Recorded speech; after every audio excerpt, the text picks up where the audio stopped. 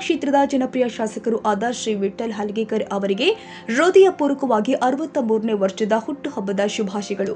ಶುಭ ಕೋರುವವರು ಖಾನಾಪುರ ಕ್ಷೇತ್ರದ ಸಮಸ್ತ ಜನತೆ, ವಿವಿಧ ಸಂಘಟನೆಗಳು ಹಾಗೂ ಭಾರತೀಯ ಜನತಾ ಪಕ್ಷ ಮತ್ತು ಶ್ರೀ ವಿಠ್ಠಲ್ ಹಲ್ಗೇಕರ್ ಅಭಿಮಾನಿಗಳ ಸಂಘ, ಬೆಳಗಾವಿ.